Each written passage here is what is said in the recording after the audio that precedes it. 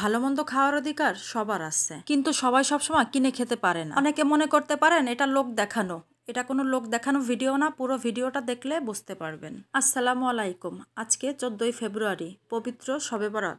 ঘড়িতে এখন সকাল 9টা। আমার শাশুড়ি আমাকে ফোন দিয়ে বলল, বৌমা একটু বাজারে আসো, একটু দরকার আছে।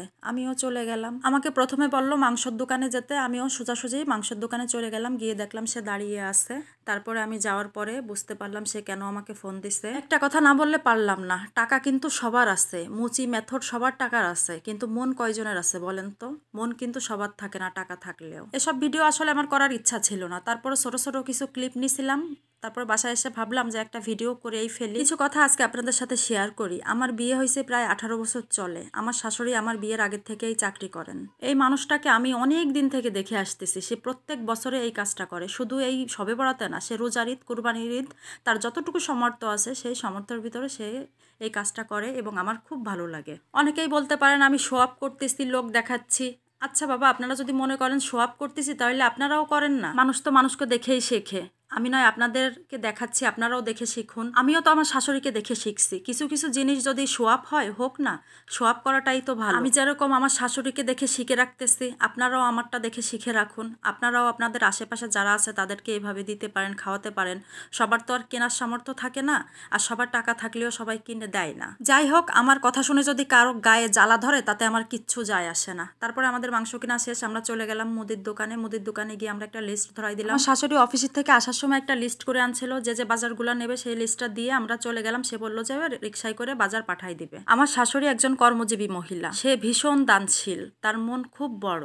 আমি প্রত্যেক রোজার ঈদ, কুরবানির ঈদের আগের দিন দেখি এবং শবে বরাতের দিন দেখি তার অফিসে যে কয়টা মেয়ে ছেলে কাজ করে তাদের জন্য বাজার করে দেয়, তার যতটুকু সামর্থ্য আছে। এটা কয়জনে করে দেয় বলেন তো? তারপরে আমার শাশুড়ির অফিসে চলে আসলাম। আমরা আসার আগেই দেখি আমাদের বাজার পৌঁছাই গেছে। এই যে আমাদের বাজারগুলা বস্তায় করে পাঠাই দিয়েছে অন্য রিক্সায়। আমার শাশুড়ি যতটুকু সামর্থ্য আছে তাদেরকে সাহায্য করার চেষ্টা করে।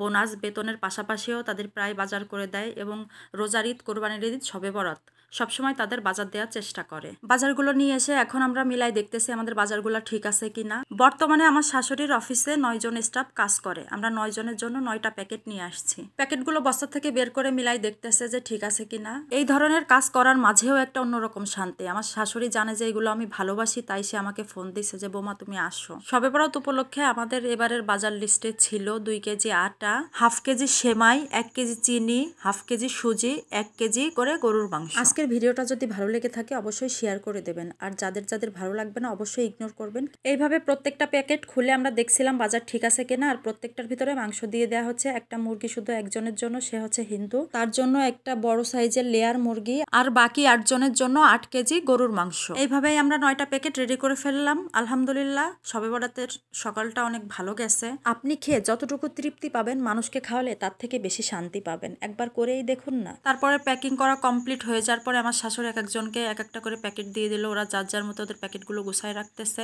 আজকের ভিডিওটা যদি ভালো লাগে অবশ্যই লাইক, কমেন্ট, শেয়ার করে দেবেন। আমি তাহলে চলে যাচ্ছি, দেখা হবে পরের কোনো ভিডিওতে। যতটুকু পারেন মানুষকে সাহায্য করার চেষ্টা করবেন, মানুষের পাশে থাকবেন। ধন্যবাদ।